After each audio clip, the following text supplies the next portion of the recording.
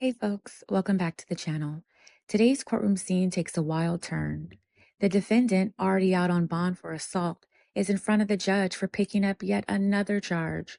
This time, it's for interfering with the 911 call. And the judge doesn't hesitate, revoking his bond and having him taken into custody right in the courtroom. Let's get into the madness.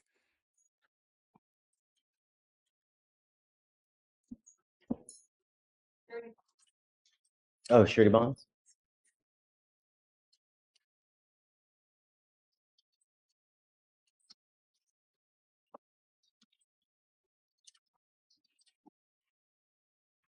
You were on bond for an assault of a family member, and you've now picked up another assault of a family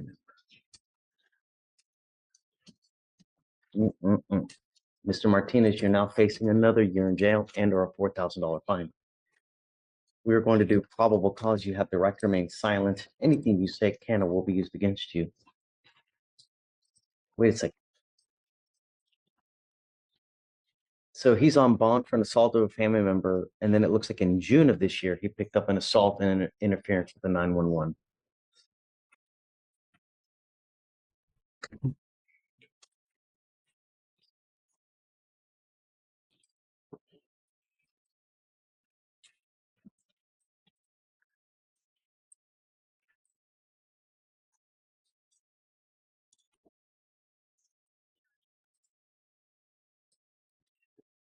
Can we just go ahead and do probable cause in the two new ones, please? Yes, sir. The complainant and defendant are in a dating relationship. On April 13, 2024, officers were dispatched in reference to a 911 hang-up with a female screaming on the line that then disconnected. No answers were received on callbacks. The complainant and the defendant had an argument about the defendant buying more alcohol.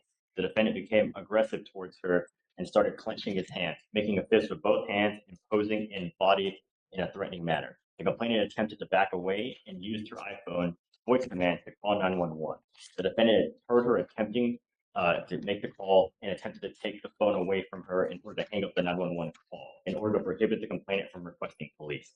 The complainant and the defendant both struggled for the cell phone when the defendant struck her on the mouth, causing pain. The defendant was receiving callbacks from 911 dispatch, and the complainant told the defendant to answer the phone because it was the police. The defendant did not answer and tried to go inside the residence with the complainant's phone. The complainant made another attempt to grab her cell phone from the defendant's hand so she could call 911, but the defendant would not release it. The defendant then left the scene with the complainant's cell phone, making the complainant unable to call 911. Is the complaining witness in the first assault the same complaining witnesses in the room?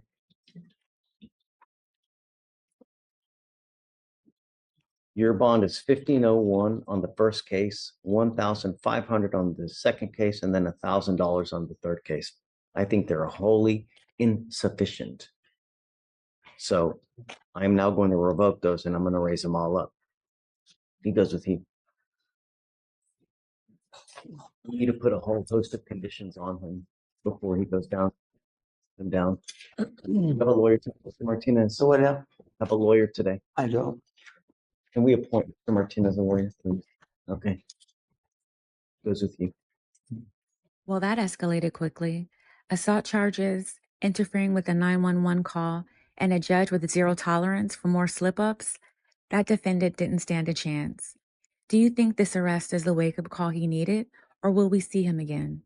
Let me know in the comments, and don't forget to like, subscribe, and hit that notification bell for more gripping courtroom moments.